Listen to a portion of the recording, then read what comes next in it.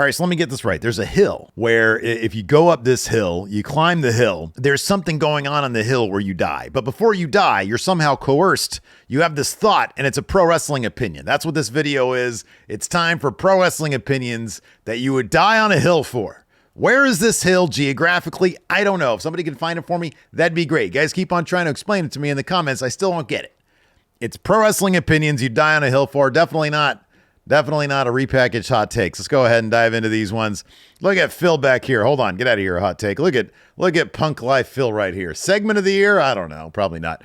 Paul Evans says, even though there are more alternative wrestling companies more than ever getting attention, the age-old mantra of you never really made it until you made it in WWE still applies, and that will always be the case. And Sal Dorsey says MJF specifically needs WWE to achieve his full potential. All right, that's a lot to unpack, but the general thesis between these two statements is you need WWE. You cannot reach the pinnacle of pro wrestling. Your career could never be considered legendary unless you go to WWE.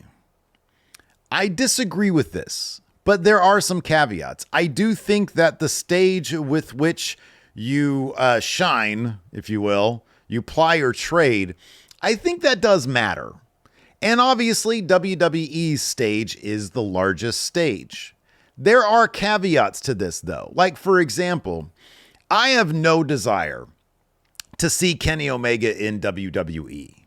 I don't. I think Kenny Omega's career, especially now, I think Kenny Omega's career is legendary enough in all of its accomplishments to be considered one of the greats of all time. Not the greatest of all time, but one of the greats of all time when all is said and done. Certainly in ring, one of the greats of all time when it's all is said and done. Kazuchika Okada, kind of the same. But those are two names amongst many that never did WWE and will retire one day, assuming Okada never goes to WWE. He's still not he's not old. He's like on the young side of like WWE main eventer. All right. If Okada and Kenny never go to WWE, their places, I feel, are locked. And in fact, they actually might be at risk of ruining their legacies going to WWE and sort of dumbing everything down for WWE sports entertainment presentation. They do something different, right? So I think that you definitely can craft a legendary career outside of WWE. And especially now with AEW being what it is and as prominent as it is and featuring that kind of wrestling, that kind of professional wrestling on a big budget, on cable television, doing really good pay-per-view numbers. Presentation, not quite as slick as WWE's, but it's still on par with what's standard.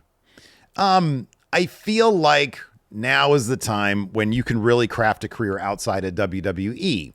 Now, think about MJF. He's still very young. And I also kind of feel that you're less likely to stagnate as a character-based performer, which MJF is. He's a terrific wrestler, but he's so personality-based. He's so rooted in character. And WWE does character more than anybody else. So much of why they're still popular today relies on the characters, right? Whereas outside of WWE, a larger ratio is based on the actual in-ring performance, the actual pro wrestling. So I do think that MJF staying in AEW, there's a real danger that he will stagnate. And in fact, I think there is a hot take in here, and I don't know if I put it in, my lineup here, that says MJF has already stagnated and there's really not a lot left for him to do. And yes, if you are with the same company for an incredibly long period of time and you never leave and you don't get involved in interesting stories, your character stagnates, it really takes a lot more for you to become considered one of the GOATs. MJF, if he doesn't go to WWE, might end up as kind of a what if because he started out so young in AEW. And for him to do his entire career there and maintain relevancy and a level of freshness, I guess, will be incredibly difficult. People would want to see him go to WWE at some point because he would fit in really well in the WWE. I don't know if Kenny Omega would have, but he did what he did so perfectly and so better than everybody else that I think Kenny and Okada, for example, have legendary careers already. Another guy like Kyle Fletcher, he might end up becoming a big what if simply because he's so young. For him to never go to WWE so we can see what it looks like on the biggest stage, with all the production behind it, if it ends up being kind of a big what if, then yeah, maybe. So I think it depends on the wrestler. I think you absolutely can.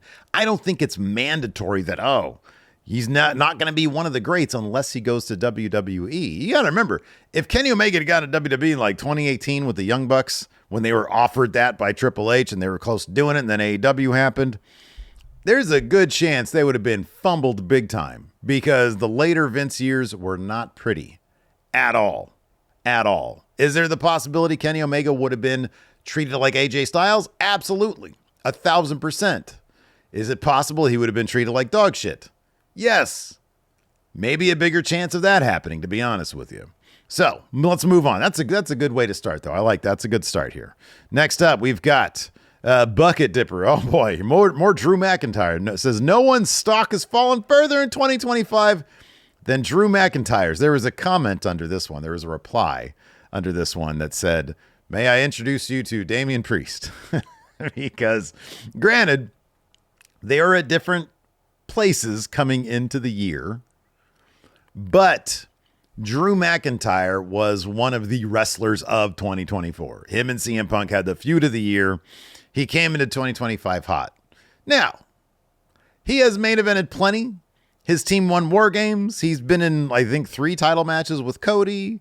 He's won, I actually went back and looked, including singles matches and tags. He's won 50% of his matches, which, good or bad? I mean, it's not less than 50%. But I think everybody can kind of acknowledge that Drew McIntyre probably should have won a world championship at this point.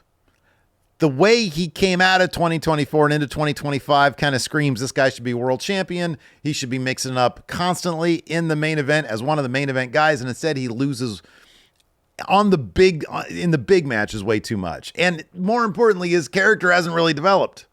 He does the same thing over and over again. So I'm not going to say he's had the biggest fall off.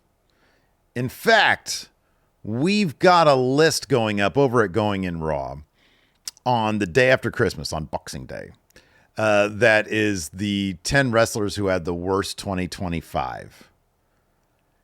And I don't think Drew is on there, but we do mention him. I think in the LA Knight entry, who's sort of in the same situation, but like he got sort of punished this year. Maybe he didn't. I don't know. Everybody thinks he did. But yeah, Drew McIntyre, he didn't have the biggest fall off, but 2026 is going to be very telling. Either he'll have a massive fall off or he'll win the title. I don't know. He's got another match with Cody coming up soon, so I don't know. It's probably just going to be like Jacob Fatu coming back or something. Or maybe Obafemi will wonk that finish. Joseph says Kane should have had a longer run with the title in the 90s. Longer than a day. You're probably right about that because he won it like 3 months after Austin had it, won it at WrestleMania. And then the next night on Raw, Austin won it back from him. So, yeah, you know what's funny about Kane is that as big of a legend as Kane ended up being, I feel like they could have done more with him. Like, he really did seem like he could have been the true successor to The Undertaker and not just sort of co-Undertaker. And that's sort of what he ended up being. I feel like he could have had, like, you know, I still maintain that the higher power should have ended up being Kane. And it's revealed that he was actually the older brother, not the younger brother. And then you could rebrand him from the red and black to like gunmetal and black or pewter and black or something cool, you know, like get some fancy outfit for him that's still sort of Kane, but it's like a darker version of Kane. Instead, they had him like trying to join DX and shit. So like, you know, whatever. The Jizzler says, wrestling opinions I would die on a hill for is the same thing as hot takes. It is not the same thing as hot takes. This is a hill. This is a hill, and it's just full of death, right? For some reason, you go up this hill, and then you just die. All right, if you guys seen Silo, you know what I'm talking about. You go to the hill, you die, but before you die, you got to say your wrestling opinion. Oh boy. Quote the Raven says Bray Wyatt was buried because his characters were getting more popular than Taker, and Vince McMahon didn't want his greatest creation overshadowed. Bray Wyatt was a Vince McMahon creation. I know it's not actually true. Bray Wyatt is a Bray Wyatt creation, but anything that's done under Vince's purview while you're getting paid by Vince McMahon technically could be considered a Vince McMahon creation. I think Bray Wyatt, number one, wasn't actually buried. He was always featured prominently. I think that Bray Wyatt, I'll be honest with you, I think Bray Wyatt was just a difficult nut to crack. Like, even when Triple H brought him back with that great QR code thing, and it was like, oh man, now they know what they're going to do. This is going to be cool. They put him in a Mountain Dew match, probably because he was like, I don't really know what to do with this guy. I mean, even Triple H, I think in the documentary said, at a certain point, you got to run the ropes. Ding, ding, the bell rings. And I kind of feel that. It's like, okay, well, what exactly do you do with this? Like mixing the supernatural horror genre thing and pro wrestling. Yes, could he have been the next Undertaker? But Undertaker, let's be honest, never really the most compelling guy in the world. And Bray Wyatt seemed to be kind of a more specific thing than the Undertaker was. Was Undertaker supernatural? Was he an actual mortician? Was he a biker? A motorcycle enthusiast? I don't know. He was all those things. He had longevity. I think Bray would have had that longevity. It's just Vince couldn't crack that, whatever that was. Then he did the Fiend stuff, and the Fiend stuff was really cool. But again, you do probably the perfect Fiend match, and people crap all over it. I'm talking about the Sacramento Hell in a Cell. He's a horror movie villain. Hey, let's go out there and have him do horror movie stuff, and then people shit all over it. So I don't know, man. I don't think that he was buried. I think Vince tried and tried and tried. And yes, Vince probably did not understand really what to do. And it doesn't seem like Bray was able to sell Vince on how to do that stuff. But boy, oh boy, that Firefly Funhouse match was really cool. I loved it. Shane Candyman says Cena's last match was the last Jedi of wrestling, an ending for a long-time childhood hero and face of the franchise that massively split opinion and challenged fans. Both let go after giving all they had left and went out with a smile of acceptance and peace. Man, oh man, I love this analogy. Here's my hot take about that. For all you Star Wars nerds out there, The Last Jedi was the best Star Wars movie. I'm not saying of the last trilogy. I'm not saying of the modern era. I'm saying of all time. The Last Jedi was the best Star Wars movie. That movie was gorgeous. Ryan Johnson's awesome. Jason Sear White says not a pro wrestling one, but it's that Steve looks more like Mark Wahlberg than he does John Cena. I've heard that. Most people, whenever they're like, oh, well, you look familiar. I said, people say I look like John Cena. They're like, oh, wait, no, it's like Mark Wahlberg. So I've heard that too. I'd love to be as in shape as him as well. Why? At some point, I want to be like referred to as like, oh man, you really remind me of, and the person's like a fatty. And it's like, oh man, I'm like the fit version of that guy. I'd like to be that. Comparatively speaking, I like to be more fit than who I'm being compared to. But these Hollywood people, man, they got all the money and time to do the physical training and stuff like that. I mean, I probably do too, to be honest with you, but I'm just lazy. TJ Ryder says the Miz's first WWE Championship reign should have lasted a year. Oh my God. No, this is what you should have done. Flipped Miz's championship reign with Kane's. So Miz would have had it for a day. He cashed in on Orton, and then he loses it. And then Orton gets to do the WrestleMania 27 deal with John Cena. That actually would have made more sense. I like that better. Why didn't we do that? 8 Joe says Papa Shango is better than The Godfather. All right, well, these days especially, kind of any gimmick is better than Sex Trafficker. Big Daddy Bland says holiday-themed matches are fun. I know a lot of people roll their eyes at these stipulations, but it adds to the season, and I always think of them as non-canon goofy matches anyway. Yeah, I agree with this one. I like whenever they do like a trick or street fight or a Miracle on 34th Street fight, whatever the fuck it is. Every time they've done these, I've always really liked them. They're always a lot of fun. That's what they need more of in pro wrestling, is fun and comedy and goofiness. What is this? Alexander Ball says after Cena won the Intercontinental Championship from Dom, his retirement tour should have been an Intercontinental Open Challenge. Every week his title and career were on the line. The problem with that is he only had like 2 dates left or 3 dates left or whatever it is.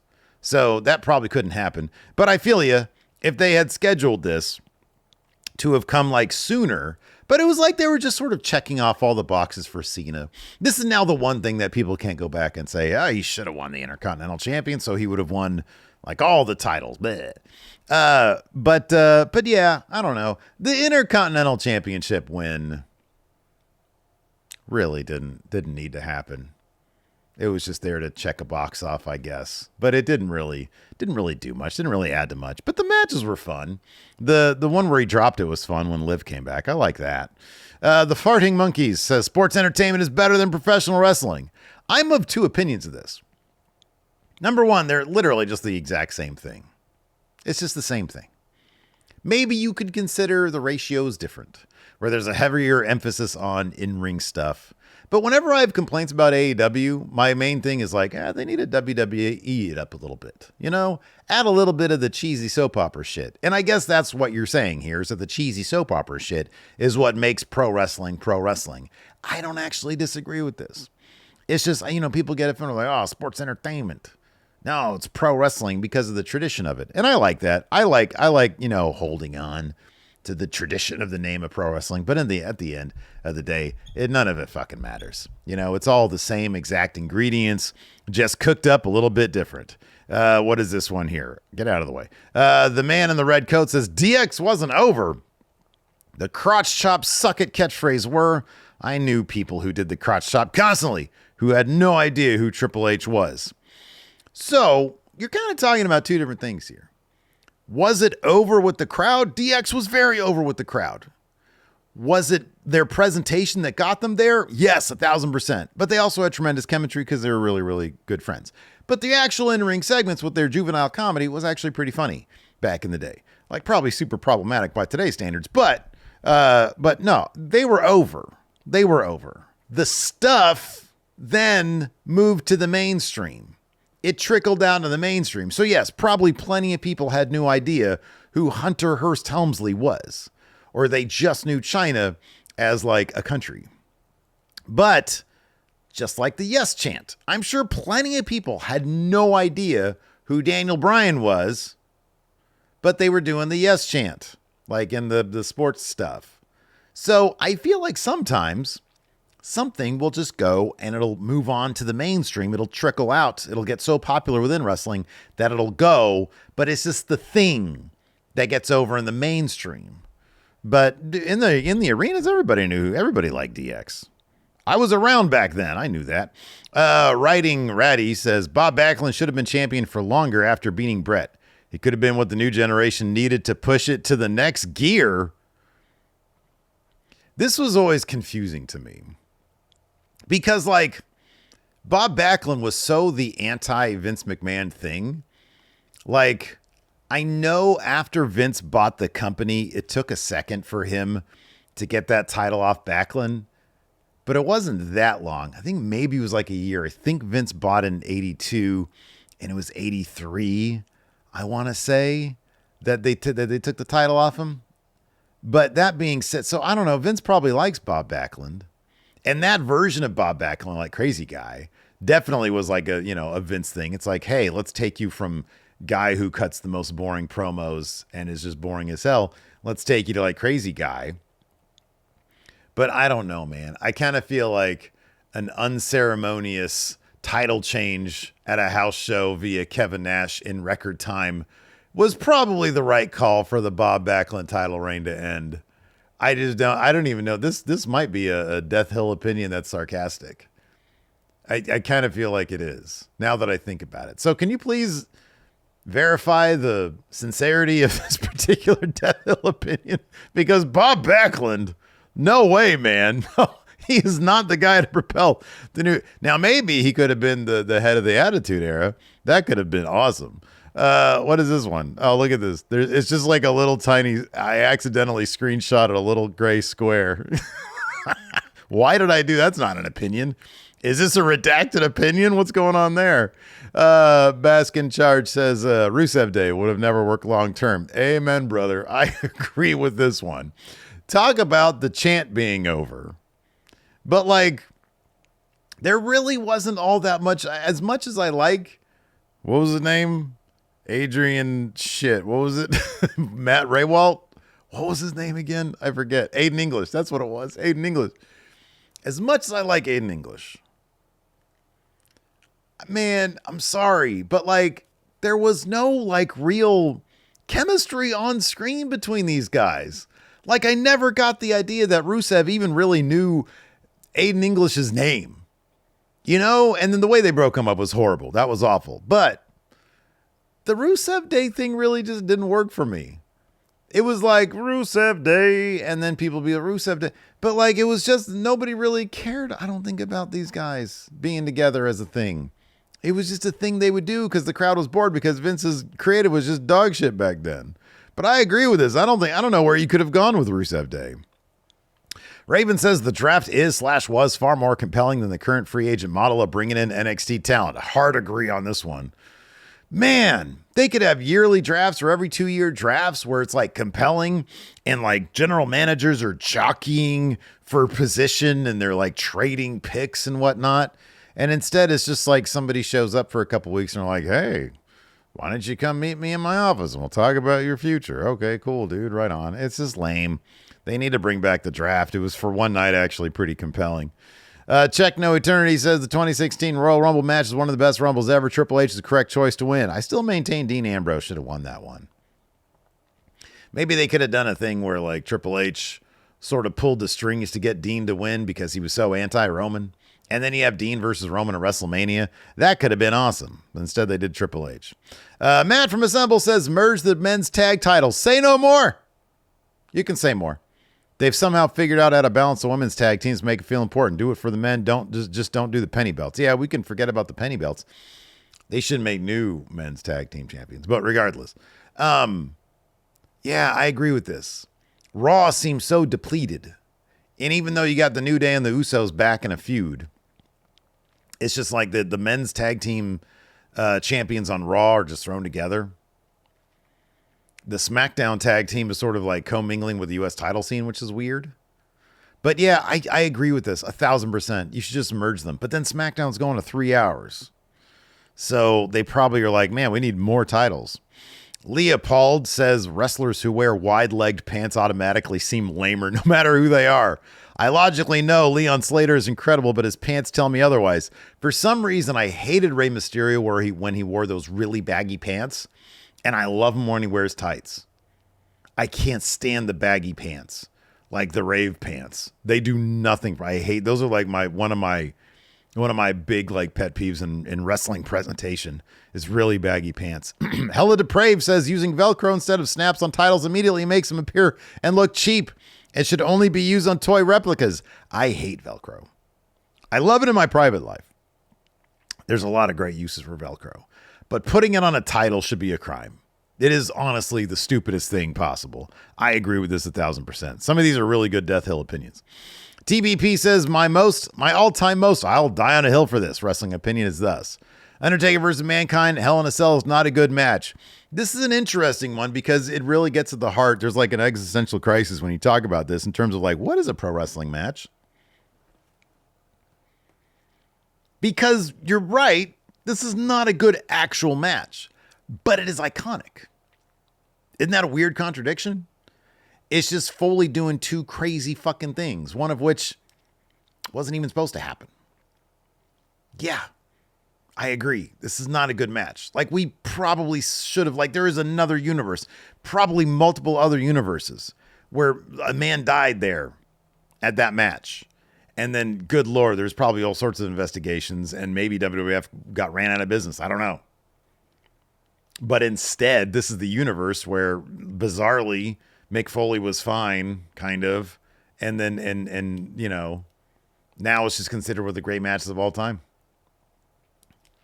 But it's not. There's like barely any wrestling moves in it.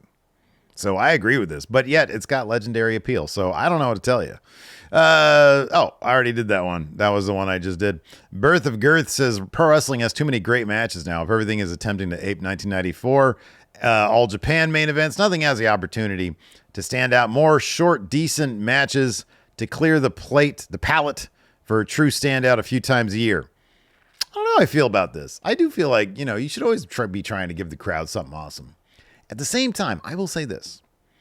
Both in WWE and AEW, there's a distinct lack of what could be used to great effect, I think, to this point, and that's comedy. I mentioned this earlier.